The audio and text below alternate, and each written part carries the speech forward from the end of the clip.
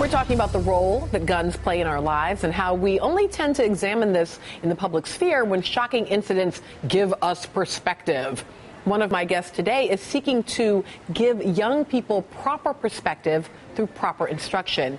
His name is John Annoni, an Allentown, Pennsylvania educator who's also the founder of Camp Compass, a nonprofit mentoring, fishing, and hunting retreat where the campers aren't just backpacking, they're also packing. NBC News' Ron Allen profiled the camp in 2009. John Annoni's classroom is the great outdoors. That's why he's at this gun range. A lesson about shooting, but also about patience and persistence, and trying to inspire his students from Camp Compass Academy to dream big. Now, I did.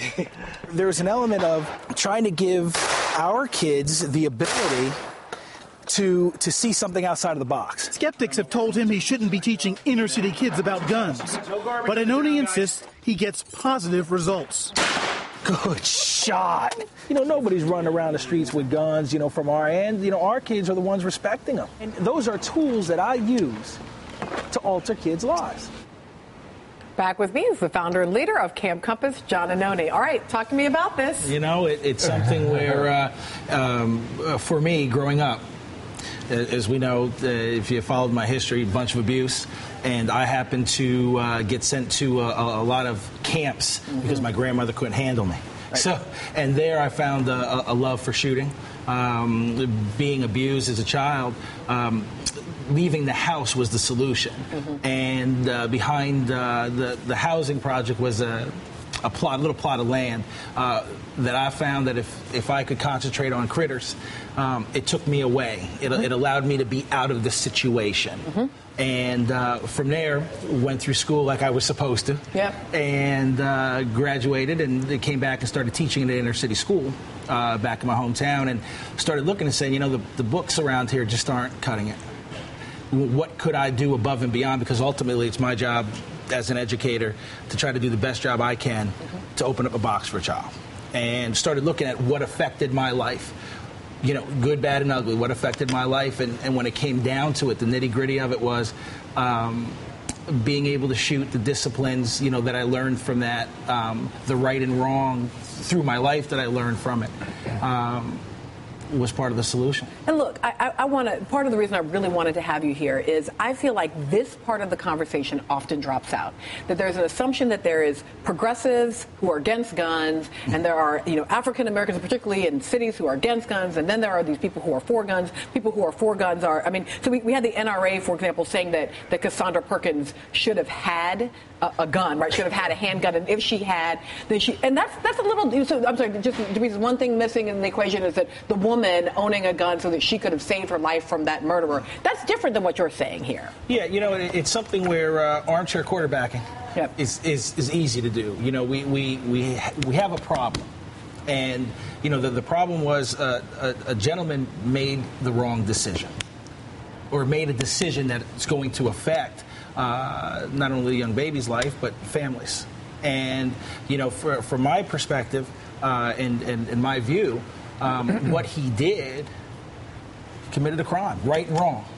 And when somebody talks about, hey, John, you're going down a direction that's a little dangerous. Ultimately, myself as an educator, when I get up in the morning and have the opportunity to help, that's what I have to do. All right, Bob, all week I've been like, I want to see what Bob has to say after John says that. What you got for us, Bob? What I want to look at is the bottom line. Okay. So if you have kids at a camp from the inner city who are learning how to assemble and disassemble a rifle and learning proper safety in shooting and hunting and that sort of thing, I'm not hung up on that. Okay. What I am hung up on are the tens of thousands, the scores of thousands of Americans who are murdered by guns, as the years and the decades pass.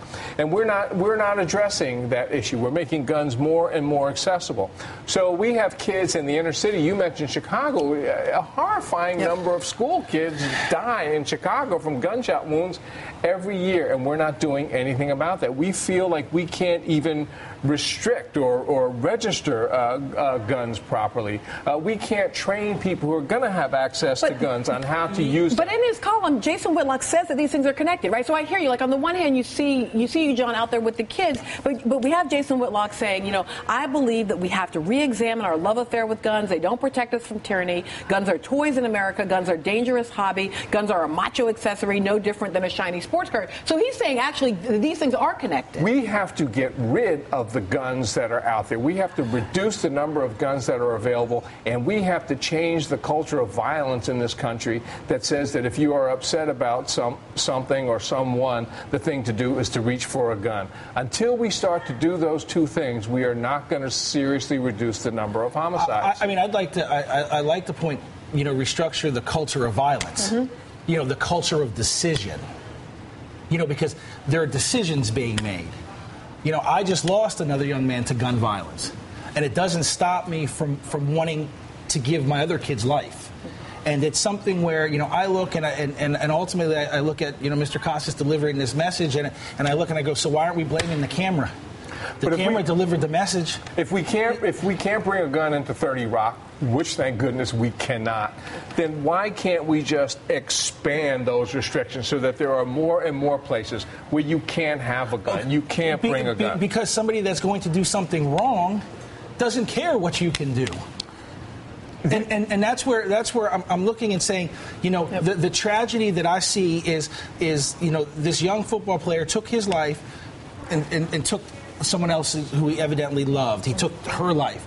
But then he went ahead and carried that message to 3 more people who he supposedly loved. I don't know what would have happened in the Javon Belcher case, if guns were tougher to get a hold of, but I wish he had a harder time getting his hand on that gun. Yeah, so we're going to go to break because there's one other aspect of this case I want to talk about when we come back. But as we go out, just to give you a little love, John, I'm going to show a picture that was on my niece's Facebook page on Thanksgiving morning. Get out of here. This is my dad to the far right in the orange hat. These are my nieces, my cousins. This is what they spent Thanksgiving morning doing. I'm so afraid that Fox News is going to say I'm raising a militia. But the only point is, I was raised in the South with a father who's a hunter. I do get your point. I don't always agree, but I get it, and I understand that there's a position of love from which those things happen. At the same time, being a New Orleanian and a Chicagoan, I also feel the pain of it. So I actually think it's quite complicated. But when we come back, we're going to talk about the other aspect of this.